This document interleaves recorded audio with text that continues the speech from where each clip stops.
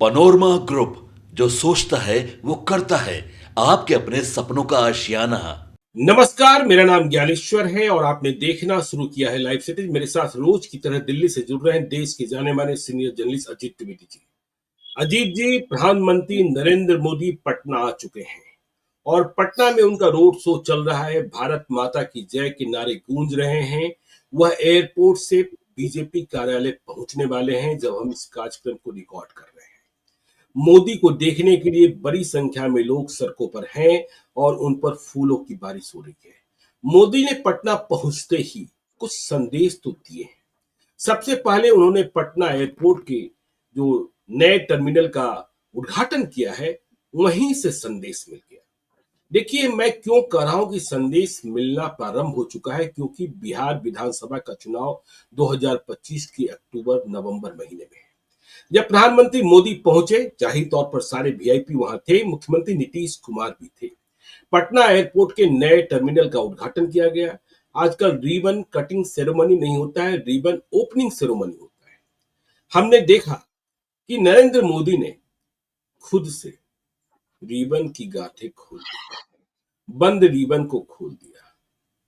पास में खड़े नीतीश कुमार को हाथ लगाने को भी शायद न कहा, या नीतीश कुमार ने हाथ नहीं लगाया।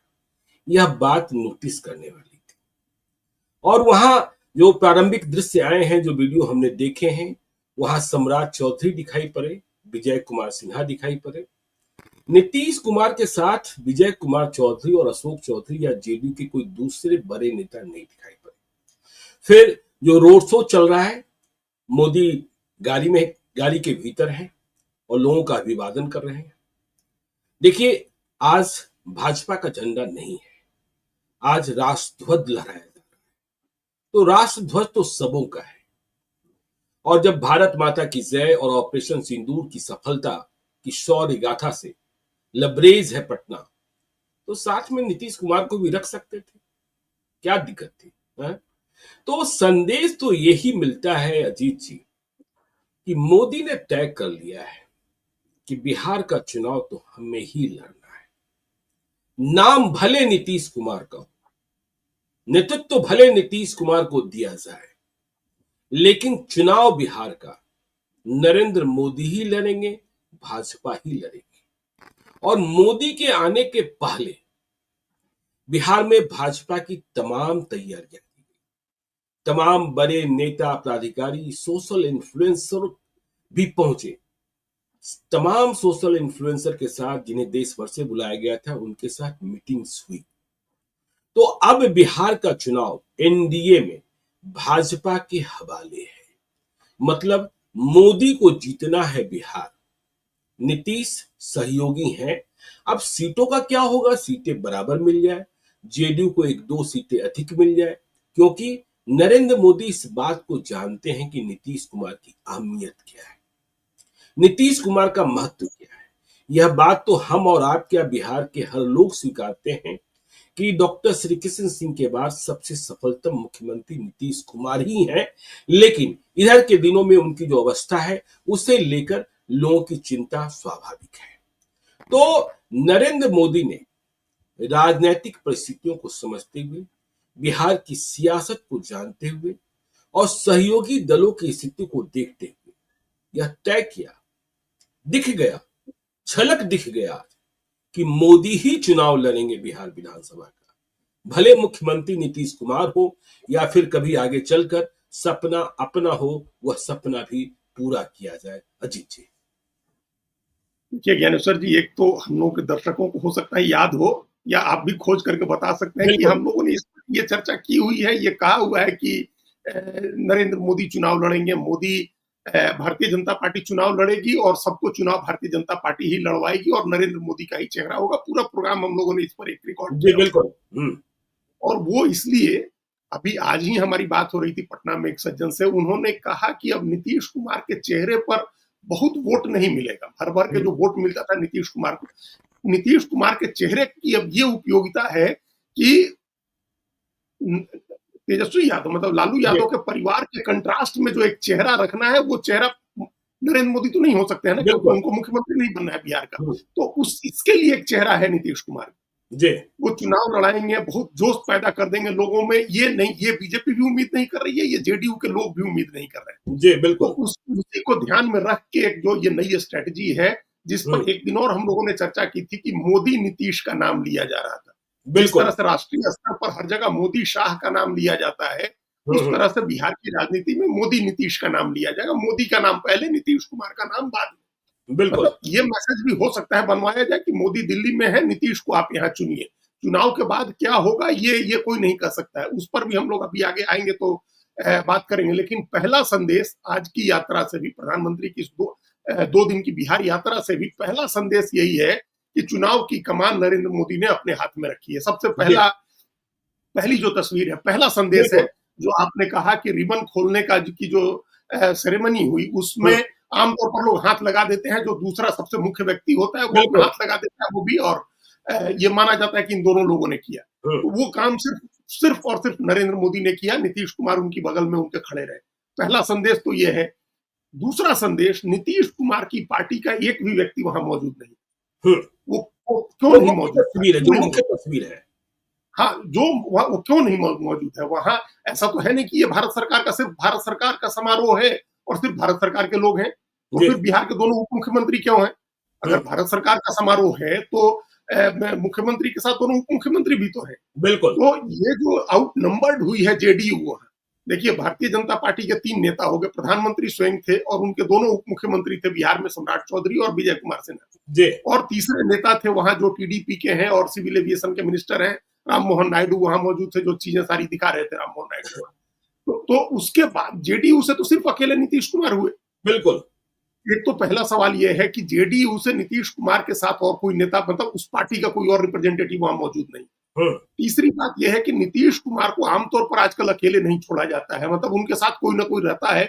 अगर कोई अशोक चौधरी या विजय चौधरी या ललन सिंह या इस तरह का कोई, संजय झा, अगर कोई नहीं मौजूद है वहां, तो हम्म, कुछ भी गड़बड़ी हो सकती है। अभी हम लोगों ने देखा किस तरह से उन्होंने गमला रख दिया एक अधिकारी के सिर पर। बिल्कुल। तो इसके लिए भी कोई व्यक्ति मौजूद रहता है, तो वो भी कोई व्यक्ति वहां मौजूद नहीं था। अब इसके बाद आप देखिए कि केंद्रीय मंत्री भारत सरकार के जो हैं, वो तो मौजूद रह सकते थे वहां। तो बिल्कुल। कोई केंद्रीय मंत्री भी मौजूद नहीं था। दोनों हम्म, सहयोगी पार्टियों के, मतलब तीनों सहयोगी पार्टियों के, जेडीयू के भी केंद्रीय मंत्री नहीं थे, लोक जनशक्ति पार्टी रामविलास के भी नहीं थे और हम के भी नहीं थे, मतलब कोई जी केंद्रीय मंत्री भी। बिल्कुल। तो ये 3-4 चीजें जो वहां नोटिस हुई हैं पहली नजर में, हम्म, उससे तो साफ लगा कि बीजेपी का शो हो गया। बिल्कुल। भारतीय जनता पार्टी ने अपना शो बनाया, प्रधानमंत्री ने उद्घाटन किया, उनके साथ दोनों उप मुख्यमंत्री मौजूद रहे, केंद्रीय जो के मतलब नागरिक विमानन जो मंत्री हैं, टीडीपी के नेता हैं, वो मौजूद रहे। एक और बड़ी मार्के की बात दिखी हमको ज्ञानेश्वर जी, जिससे भी ये लगा कि ये एजेंडा किस तरह से बीजेपी और आरएसएस का एजेंडा और वो चुनाव लड़ने का जो चीजें तय हो रही हैं, बहुत छोटी बात है। 3 प्लेट्स लगी हुई, 3 पट्टिका लगी हुई है वहां, जी जहां उद्घाटन किया प्रधानमंत्री ने। उसमें एक पट्टिका हिंदी की है बाईं तरफ, एक अंग्रेजी की है और बीच में एक संस्कृत में पट्टिका लगी हुई। बिल्कुल। आप सोचिए, संस्कृत में पट्टिका, वहां संस्कृत में एक उसका शिलालेख लगाने का क्या मतलब है? संस्कृत में आप, मतलब संस्कृत किस आधार पर आपने संस्कृत में लगाया? हम्म, भाई हिंदी राजभाषा है, इस नाते आप लगाएंगे। और उसके बाद यह कि संविधान में प्रोविजन है कि अंग्रेजी में कामकाज होगा, और बिल्कुल। अगर दोनों में कोई कंट्राडिक्शन होगा किसी मुद्दे पर, तो अंग्रेजी वाले टेक्स्ट को मान्यता दी जाएगी। तो मान जी लीजिए तब अंग्रेजी भी है। हम्म, संस्कृत का क्या जिक्र है संविधान में? हम्म, और किसी से पूछिए, हमको एग्जैक्ट अभी ध्यान नहीं है, आप खुजवा लेना, जरूर आप खुजवाएंगे इस बात को कि बिहार की दूसरी भाषा कौन सी है? उर्दू। उर्दू है। जी तो बिल्कुल। फिर उर्दू में क्यों नहीं लगा हुआ? हम्म, जो पट्टिका लगी, अगर दूसरी भाषा उर्दू है तो उर्दू में क्यों नहीं लिखा गया हुआ? सनातन जागरण, सनातन जागरण। बिल्कुल बिल्कुल, अजय एग्जैक्टली जी यही था। साफ साफ। और अभी आपने एक बात कही ने, देखिए चुपके से कितनी कोशिशें हो रही है। अभी आपने कही कि यह बात कही कि नीतीश कुमार के चेहरे की चमक। देखिए नीतीश कुमार पर सबसे अधिक भरोसा कौन करता है? बिहार की महिलाएं करती हैं। बिल्कुल तो बिहार की महिलाओं में भी सेंधमारी की कोशिशें। देखिए पटना में एक महायज्ञ चल रहा है। स्वामी अभिषेक ब्रह्मचारी हैं जो विद्या त्रिकोटि कुंभ कुमारचंद महायज्ञ करा रहे हैं पिछले 4 दिनों से। और इसमें सिंदूर की आहुति दी जाती है, ठीक है। और 7 करोड़ बार सिंदूर दान किया जा चुका है राज राजेश्वरी ललिता त्रिपुर सुंदरी को। अब इसमें भाजपा के तमाम नेता पहुंचे, राज्यपाल भी पहुंचे, सम्राट चौधरी भी पहुंचे। रोज करीब 5,000 महिलाएं मतलब विभिन्न चरणों में रहती हैं। और मालूम यह चला, आज मैं भी गया था, अपने परिवार के साथ गया था, कि सम्राट चौधरी ने कहा है कि इसका आयोजन सभी 9 प्रमंडलों में। अब सोचिए, ऑपरेशन सिंदूर, यहां सिंदूर की आहुति है। तो आप समझिए, महिलाओं को राज राजेश्वरी ललिता देवी, जिनके बारे में कई तरह की किंवदंतियां हैं और पुराणों में कहा गया है कि किस तरीके से वह लोगों की मनुष्य इच्छा को पूरा करती हैं, तो वहां भी अब जो महिलाएं इस तरह के यज्ञ अनुष्ठान में आकर भाग लेंगी, उनका ध्यान तो जाएगा है कि इसे कौन करा रहा है। बाबा बागेश्वरी तो घूमते ही रहते हैं। जी जी, बिल्कुल, तो किसी न किसी स्तर पर हर किसी न किसी रूप में छोटे से बड़े बीजेपी ये नहीं सोचती है कि हम कोई ऐसा एक मैसिव कार्यक्रम कर दें जिससे सारे लोग हमारे साथ जुड़ जाएं। बिल्कुल। वो छोटे-छोटे ब्लॉक्स बनाने में भरोसा रखती है भारतीय जनता पार्टी, और आरएसएस की भी स्ट्रेटजी रही है कि छोटे-छोटे ब्लॉक्स जोड़ करके फिर बिल्डिंग खड़ी करनी है, पूरी इमारत खड़ी करनी है। तो बिल्कुल। वो जो आहुति है, जो कुमारचंद महायज्ञ है, उससे जो भी हासिल हो वो हासिल है, वो तो बोनस है ना। वो भारतीय जनता पार्टी के अपने तमाम दूसरे एजेंडों के साथ वो एजेंडा भी चल रहा है, वो यज्ञ भी चल रहा है। उस यज्ञ से जो भी उपलब्धि, जो भी हासिल होगा वो हासिल होगा। तो ये जो बड़ा सटल तरीके का संदेश है, सनातन जागरण का जो संदेश है कि वहां संस्कृत में, हिंदी में, हिंदी अंग्रेजी के साथ संस्कृत में शिलालेख लगाया गया। उसमें ऊपर से मुख्य प्रधानमंत्री का नाम है और नीचे अगल बगल में ऊपर मतलब राज्यपाल और मुख्यमंत्री के नाम है। ऐसा नहीं है कि प्रधानमंत्री के नाम के नीचे किसी विशिष्ट अतिथि के रूप में नीतीश कुमार का नाम।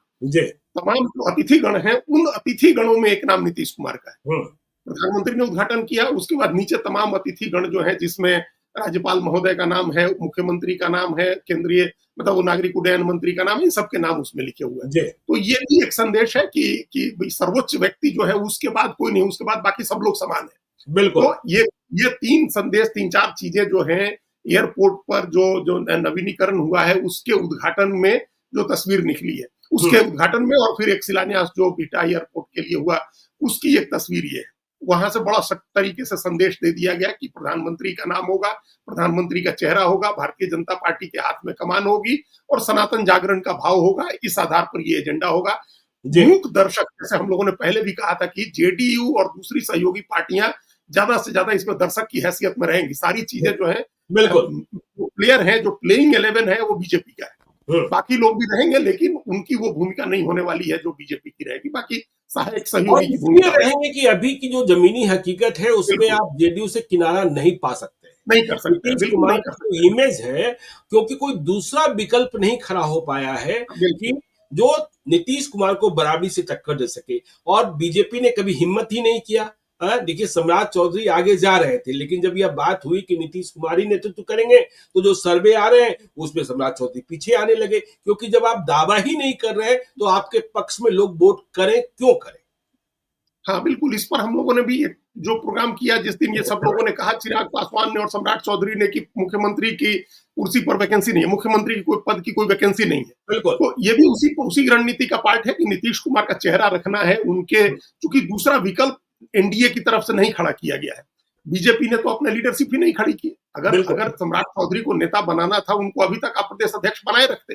ये कोई लॉजिक नहीं होता है ज्ञानेश्वर जी की एक व्यक्ति एक पद के सिद्धांत पर चल रहे हैं। भारतीय जनता पार्टी के राष्ट्रीय अध्यक्ष अभी 3 जिम्मेदारी निभा रहे हैं। वो राष्ट्रीय अध्यक्ष हैं, वो केंद्रीय स्वास्थ्य मंत्री हैं और राज्यसभा में सदन के नेता हैं। तो वो सारी जिम्मेदारी वो निभा रहे हैं। और कम से कम 10 राज्यों में ऐसा है जहां दोहरी जिम्मेदारी लोग निभा रहे हैं। झारखंड में विधायक दल के नेता और प्रदेश अध्यक्ष बाबूलाल मरांडी हैं। महाराष्ट्र सरकार में प्रदेश अध्यक्ष और मंत्री बावनकुले हैं, चंद्रशेखर बावनकुले हैं। केंद्रीय मंत्री सुकांत मजूमदार पश्चिम बंगाल के अध्यक्ष हैं। जी किशन रेड्डी तेलंगाना के अध्यक्ष हैं। CR पाटिल जो गुजरात के अध्यक्ष हैं और केंद्रीय मंत्री हैं। तो ये एक व्यक्ति एक पद का तो कोई सिद्धांत ही नहीं है। 1 साल से तो हम लोग कम से कम देख ही रहे हैं। तो ये सिर्फ सम्राट चौधरी पर क्यों लागू करना था? अगर वो रहते, दोनों पद पर रहते, तो अपने आप ये मैसेज जा रहा था across the line, down the line, नीचे तक, कि सम्राट चौधरी मुख्यमंत्री के दावेदार है। तब तो आप कुछ जोखिम ले भी सकते थे। लेकिन अब आपने कोई चेहरा, सम्राट चौधरी का भी चेहरा आपने आगे करके और वापस खींच लिया। अब चुनाव के बाद हो सकता है आप बनाए उनको, लेकिन अभी उनके चेहरे पर आप वोट नहीं मांग रहे। बिल्कुल। तो फिर क्या करें? फिर तो नरेंद्र मोदी का ही चेहरा है, नीतीश कुमार का चेहरा है प्रदेश में दिखाने के लिए, और नहीं तो नरेंद्र मोदी का चेहरा है जिनके चेहरे पर आपको चुनाव लड़ना है।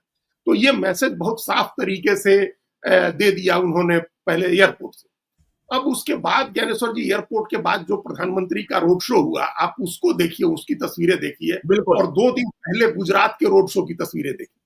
जी। सेम रोड शो था, ऑपरेशन सिंदूर का ही जय जय जय का बिल्कुल जयकारा होना था, बिल्कुल तिरंगा लेकर के बिल्कुल लोग खड़े थे। बिल्कुल लेकिन वहां एक रोड शो में प्रधानमंत्री के लिए बीच का जो सनरूफ होता है, वो सनरूफ खुला हुआ था, प्रधानमंत्री उसमें से निकल के बाहर खड़े थे खुली हुई जीप में, जी। और दूसरे में वो गेट के साथ हाथ, मतलब गेट पकड़ के खड़े थे अपने, और वो लोगों को हाथ हिला रहे थे। बिहार की सड़कों पर वो गाड़ी में बैठ के ही चले। भाई, तो क्यों बिहार में कोई उनको जोखिम लग रहा है, ज्यादा खतरा लग रहा है? प्रधानमंत्री का थ्रेट परसेप्शन कोई ऐसा था? खुफिया एजेंसियों ने और जो दूसरी एजेंसी हैं उन्होंने क्या ये किस तरह का अरेंजमेंट किया कि प्रधानमंत्री गाड़ी में ही बैठ के चलेंगे? ये तो बिहार के लिए और भी बड़ी चिंता की बात है। भाई, हम लोग कल ही परसों 2 बात तो हम लोग लॉ एंड ऑर्डर की बात की। अगर ये चिंता है तो हो सकता है नहीं हो सकता है कोई दूसरा कारण हो। खुले में चलते तो लोग पूछते भाई कि नीतीश कुमार कहाँ है, यह भी तो। हाँ, नहीं, लेकिन आप कह सकते थे कि अब ये बीजेपी का कार्यक्रम है जी। एयरपोर्ट पर तो था कि सरकारी कार्यक्रम है, भारत सरकार का है, और उसमें बिहार सरकार, जब भारत सरकार के कार्यक्रम में आपने बीजेपी के ज्यादा लोग रखे, जेडीयू के लोग नहीं रखे, बिहार सरकार का आदमी नहीं रखा, ये तो अब बीजेपी का कार्यक्रम है, तो आप कह सकते थे कि बीजेपी का कार्यक्रम। देखिए, ऑपरेशन सिंदूर को यदि आप बीजेपी का कार्यक्रम बनाने लगेंगे तो यह बात ठीक नहीं है ना। ऑपरेशन सिंदूर तो नहीं, वो भी नहीं ठीक है, लेकिन भारत की वीर गाथा का मतलब गवाही है ना। हाँ, लेकिन उसको, हाँ, इसीलिए तिरंगा ही रखा है, बीजेपी का झंडा नहीं लगा रखा है। तो प्रधानमंत्री गाड़ी में बैठ करके ट्रेवल किए, जो हमने 2 उनके रोड शो देखे गांधीनगर में और भुज में, उसके आधार पर उस परसेप्शन बिल्कुल ही डिफरेंट है। वहां आप खुले में एकदम हाथ हिलाते हुए ओपन जीप में आपने तिरंगा यात्रा, आपने रोड शो किया। बिहार में आप गाड़ी में बैठ के ही रोड शो आपने किया। तो ये भी एक सवाल है, ये भी देखने का, इस पर भी चर्चा होगी ही, और बाकी खबरें कुछ और आएंगी। खुले तौर पर जेडीयू को संदेश नहीं देना चाहते होंगे कि भाई हम ही सब कुछ है, नीतीश कुमार है यहाँ, इसलिए यह भी संदेश हो सकता है। लेकिन अब तो महत्वपूर्ण बात ये होगी ना कि जब वह भाजपा कार्यालय पहुंचे हैं और जब बैठकें शुरू हो रही हैं, तो बिहार के चुनाव को लेकर उनके मन में क्या होगा, क्योंकि उनके आने के पहले कोर कमेटी की बैठक हुई, कोर कमेटी में बिहार को लेकर चर्चा हुई और प्रधानमंत्री के समक्ष क्या कहा जाना है यह बताया गया। तो अब मोदी तो सीधे तौर पर बिहार के चुनाव की बात करेंगे और बिहार का चुनाव कैसे जीता जाए इसकी तैयारी करेंगे। हाँ, तो ये तो अब आगे इसका सेकंड फेज होगा। अभी जो फीडबैक उन्होंने ली है, उस फीडबैक के आधार पर अब जो हम लोगों का एक आकलन था, हम लोग जो अंदाजा लगा रहे थे कि प्रधानमंत्री आ रहे हैं बिहार में, तो क्या नीतीश कुमार के चेहरे को लेकर के जो भ्रम है, उस भ्रम को दूर करेंगे, वो कोई बात करेंगे विक्रमगंज, ये तो कल ही स्पष्ट हो जाएगा।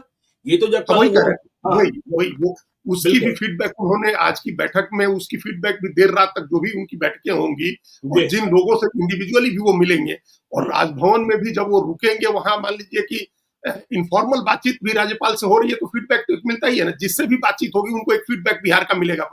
आरिफ मोहम्मद खान ऐसे राज्यपाल है जो ज्यादा ही इनफॉर्मल है। अब जहां बुलाइए वे पहुंच जाते हैं। पहले जो राज्यपाल हुआ करते थे वो शादी समारोहों में जाने से बचते थे, ठीक है ना, लेकिन ये तो सब जगह चले जा रहे हैं और आतिथ्य जो है वो स्वीकार कर रहे हैं और लोग बुला भी रहे हैं।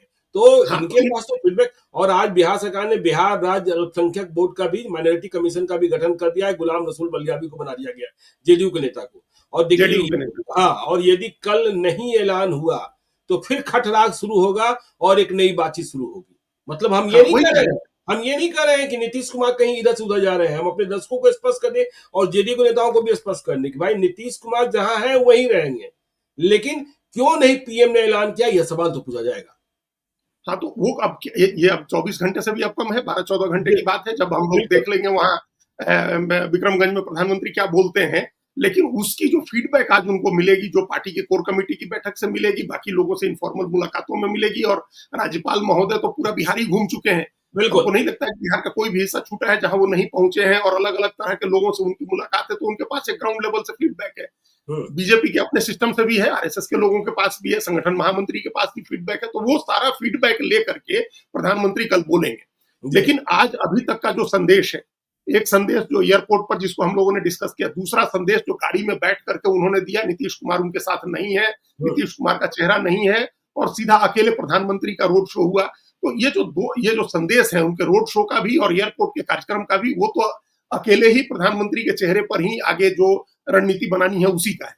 तो अब विक्रमगंज में घोषणा करते हैं या नहीं, कोई ऐसा संदेश देते हैं कि नहीं, कोई नीतीश कुमार को लेकर के क्या बात करते हैं, इस पर अब सबकी नजर रहेगी। वो सस्पेंस बढ़ गया। पहले लग रहा था जिस तरह से सम्राट चौधरी ने कहा कि मुख्यमंत्री पद की वैकेंसी नहीं है, चिराग पासवान ने कहा वैकेंसी नहीं है, तो लग रहा था कि प्रधानमंत्री उनके नाम की घोषणा कर सकते हैं। और अब तो बहुत कम समय रह गया, अब तो घोषणा कर ही देनी चाहिए। तो अगर नहीं होती है घोषणा, तो ये भी एक डिपार्चर होगा। जो अभी कहा जा रहा था 15 दिन पहले, उससे डिपार्चर होगा। आप कहा कुछ और जा रहा है, पार्टी के नेता कुछ और कह रहे हैं, और सर्वोच्च नेता उस कंफ्यूजन को दूर नहीं कर रहे हैं जो कंफ्यूजन अमित शाह की बात से शुरू हुआ है। ये मुख्यमंत्री का फैसला चुनाव के बाद होगा, तो ये एक नई, उसके बाद की स्थितियां बिल्कुल अलग हो जाएंगी। क्या अगर कल प्रधानमंत्री घोषणा नहीं, देखिए ये दूसरी सभा है लगातार जिस सभा को सफल बनाने के लिए जेडीयू ने रात दिन एक किया। जेडीयू के तमाम बड़े नेता लगे, मधुबनी में जो आए थे, प्रधानमंत्री की सभा हुई, उसके लिए भी ललन सिंह, संजय झा सब ने बड़ी मेहनत की थी। अभी इस बार संजय झा नहीं है, वो विदेश दौरे पर गए हुए हैं, तो ललन सिंह ने पूरी मेहनत की। तमाम जो भी संसाधन लगाए जा सकते थे और जिस तरह के लोगों को, संगठन को, एजेंसीज को लगाया जा सकता था, उन्होंने लगाया भीड़ जुटाने के लिए, सभा को सफल बनाने के लिए। तो अगर इस सभा में भी नहीं अनाउंसमेंट होता है, तो फिर जेडीयू का पेशेंस तो चुकेगा। जेडीयू ने जो पेशेंस बना रखा है, कब तक पेशेंस जेडीयू के लोग रखेंगे? ये सवाल फिर जेडीयू, अगर जेडीयू ने दबाव की राजनीति फिर शुरू की, अभी तक तो जेडीयू का सरेंडर की राजनीति हम बिल्कुल एक तरह से बीजेपी के सामने सरेंडर किया हुआ है कि बीजेपी जो तय करे हम उसके साथ है, हम साथ में रहेंगे। बार बार नीतीश कुमार ने 20 बार ये बात कही होगी प्रधानमंत्री की सभा में भी और दूसरे लोगों के सामने भी कि हम 1-2 बार इधर उधर चले गए थे, अब कहीं नहीं जाएंगे। जब ये टोटल सरेंडर है, जब टोटल पूरी तरह से निष्ठा, लॉयल्टी वो दिखा रहे हैं बीजेपी के साथ, तो बीजेपी को भी तो रेसिप्रोकेट करना होगा ना, उसको भी तो बताना होगा कि हम आपको नेता बना रहे हैं। लेकिन यही एक बात है अजीत जी, यही एक बात है। देखिए बीजेपी के बारे में कहा जाता है, देखिए जब महागठबंधन की सरकार खत्म हो रही थी, फिर से एनडीए की सरकार बन रही थी, तब भी क्या विरोधाभास था, हमने और आपने जाना ही है जिस रात को अमित शाह के यहाँ बैठक हो रही थी कि स्टेट यूनिट और सेंट्रल यूनिट फैसला तो आलाकमान ही करेगा। स्टेट यूनिट की इच्छा सदैव कुछ दूसरी रहती है। वैसे सम्राट चौधरी अब पूर्ण रूपेण नीतीश कुमार के साथ हैं, नीतीश कुमार का वो केयर करते हैं। लेकिन हम यहाँ यह समझना चाहते हैं कि देखिए यदि कल अनाउंस नहीं होता है या अनाउंसमेंट के पहले चिराग पासवान और जीतन राम मांझी की क्या इच्छा रहेगी, क्योंकि दूसरे सहयोगी दल भले ही छोटे हों लेकिन उनका भी ख्याल तो रखना ही होता है ना। जीतन राम मांझी, चिराग पासवान क्या चाहते होंगे अंतर्मन से?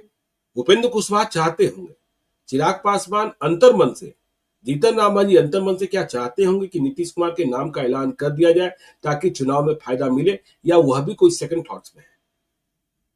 नहीं, देखिए हम लोग उस दिन जब चर्चा कर रहे थे, चिराग पासवान के बयान पर ही चर्चा कर रहे थे। चिराग पासवान ने जो बात कही और उसके बाद जिस तरह से वो मिले मुख्यमंत्री से और जैसा सद्भाव दोनों के बीच में दिखा, तो ये अब उनके मन में क्या है ये तो हम लोग नहीं, हम लोग मतलब अभी उसको डिकोड नहीं कर सकते हैं, उनके बयानों से ही कर सकते हैं। तो उनके बयानों से अभी दिख रहा है कि वो नीतीश कुमार से अलग अभी नहीं होना चाहते, या उनको भी ये फीडबैक है कि नीतीश कुमार के चेहरे पर अगर चुनाव होगा तो विधानसभा में फायदा होगा।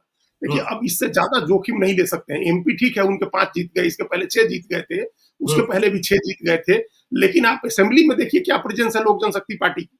बिल्कुल, असेंबली में तो प्रेजेंस यही है। 2010 के बाद, 2005 के नवंबर के बाद से जो चुनाव था जिसमें 9 सीटें आई, उसके बाद तो आप 4 सीट से ज्यादा नहीं बढ़े। 4 सीट, 1 सीट, 0 सीट आप रह गए। 4 चुनाव हुए उसके बाद से। तो जब तक असेंबली में प्रेजेंस आपकी नहीं होगी तब तक आप बिहार की राजनीति कैसे करेंगे? अगर उनके मन में बिहार की राजनीति करने की कोई सोच है चिराग पासवान की, एमपी आपके जीतते हैं, आप तय मानिए कि आपका एमपी किसी काम का नहीं अगर आपके परिवार का नहीं है। भाई पिछली बार भी तो हम लोगों ने देखा, तो परिवार के लोग भी बाहर चले गए थे। बिल्कुल, आप दूसरे लोगों से, आप महबूब अली कैसर आपके एमपी होते थे, चले गए तो क्या हो गए? सूरजभान सिंह थे, उनके भाई थे, तो क्या हो गए? चले गए। तो आप अब किसी दिन दिनेश सिंह की पत्नी चली जाए, बीना सिंह चली जाए तो क्या हो जाएगा? और राजेश वर्मा चले गए तो क्या होगा? मतलब ये तो ऐसा है नहीं कि वो लोग आपके साथ कोई कमिटमेंट से जुड़े हुए हैं, वो तो कमिटमेंट से नहीं जुड़ा हुआ है। भाई प्रशांत किशोर जो कह रहे हैं वो हम नहीं कह रहे हैं, लेकिन कमिटमेंट से तो कोई नहीं जुड़ा हुआ है जी।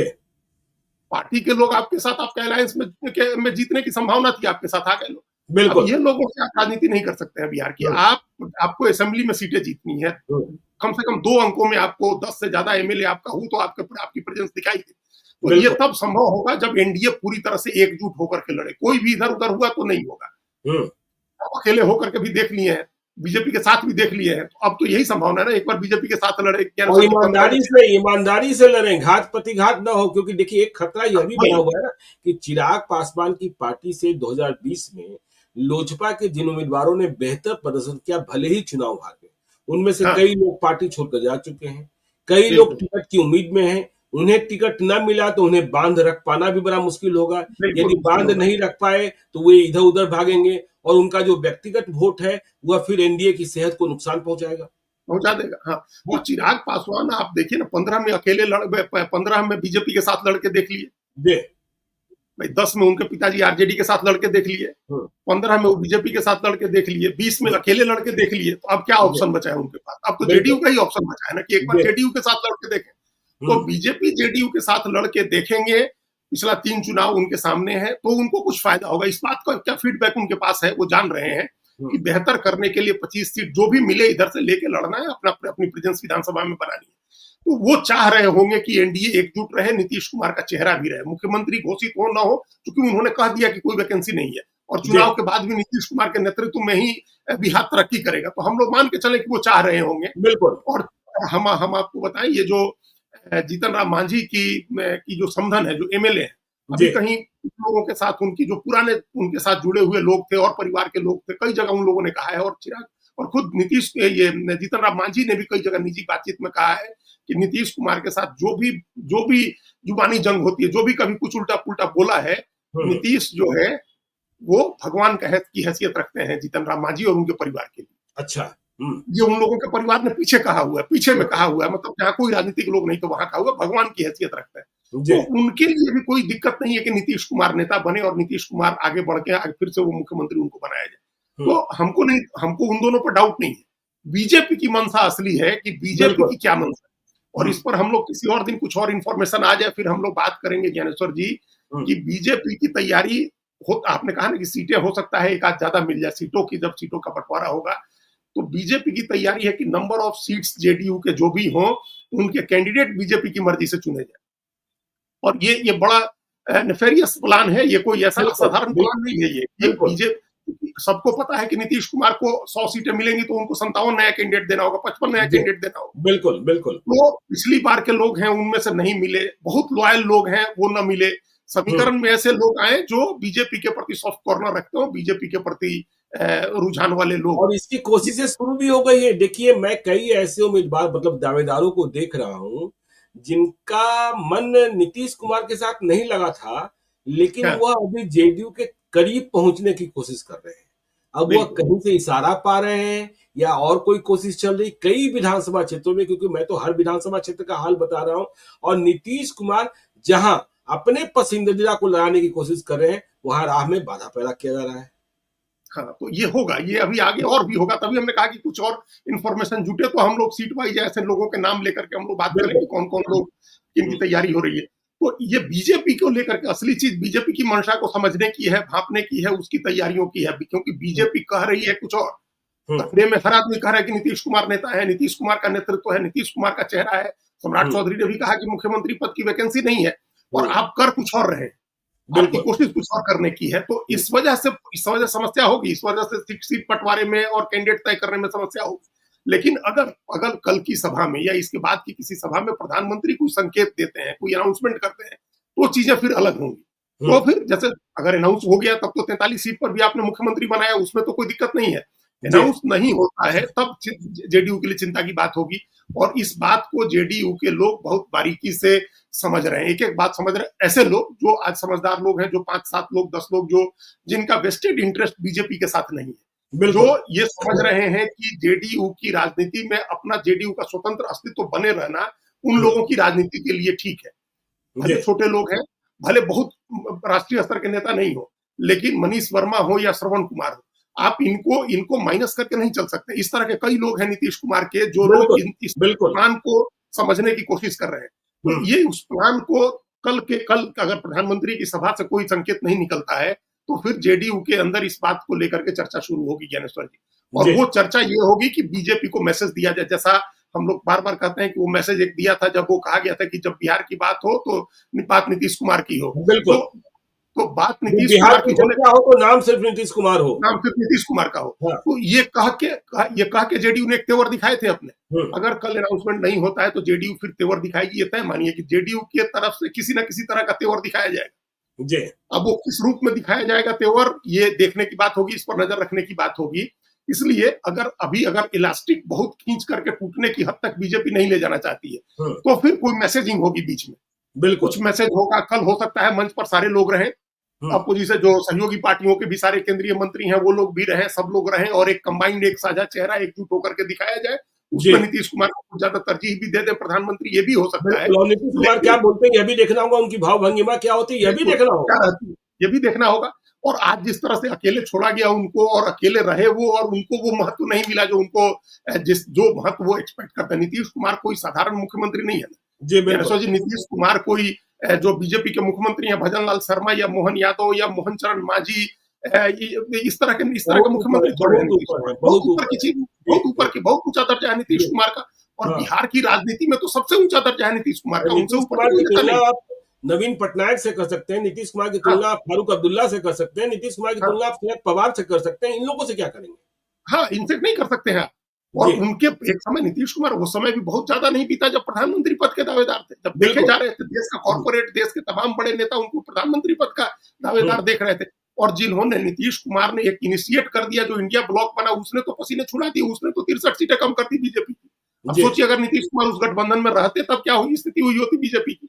तो नीतीश कुमार उसको साधारण नेता या साधारण मुख्यमंत्री नहीं है। इस नाते एयरपोर्ट पर उनको वो महत्व नहीं मिला, वो जो तवज्जो मिलनी चाहिए थी वो नहीं मिला। उनका अपना राज्य है यहाँ। अब मंच पर कल हो सकता है उनको तवज्जो मिले, क्योंकि बीजेपी भी सहमत का खेल खेल रही है। थोड़ा आगे, एक कदम आगे दो कदम पीछे का खेल चल रहा है। दो आदमी आगे आके कह देता है कि नहीं मुख्यमंत्री का फैसला चुनाव के बाद होगा, फिर एक आदमी आके कहता है कि नहीं मुख्यमंत्री पद की दावेदारी, मुख्यमंत्री पद की वैकेंसी नहीं है, फिर तीसरा कोई और बात कहता है। तो इस बात को बीजेपी जेडीयू के लोग भी भांप रहे हैं। और कल का दिन बड़ा क्रूशियल है अलायंस के में खटराग शुरू होने के लिए। जो आपने कहा ये बहुत साफ है कि एनडीए टूट नहीं रहा है, एनडीए में कहीं कोई इधर उधर नहीं हो रहा है। बिल्कुल। तो चलिए कल पूरा भाषण हम लोग सुनेंगे, भाव भंगिमा पढ़ेंगे और बॉडी लैंग्वेज प्रधानमंत्री का क्या कहता है, नीतीश कुमार का क्या कहता है, यह भी देखने की कोशिश करेंगे। और फिर शाम को 7:30 बजे अपने दर्शकों को बताएंगे कि हुआ क्या। तो देखते रहिए लाइव सीरीज को। यदि अब तक आपने हमारे यूट्यूब चैनल लाइव सीरीज को सब्सक्राइब नहीं किया है तो जरूर कर लीजिएगा। और यदि इस वीडियो को आप फेसबुक पेज के माध्यम से देखें तो पेज को लाइक कीजिएगा। हैंडल एक्स पर भी हमें फॉलो कीजिए। धन्यवाद।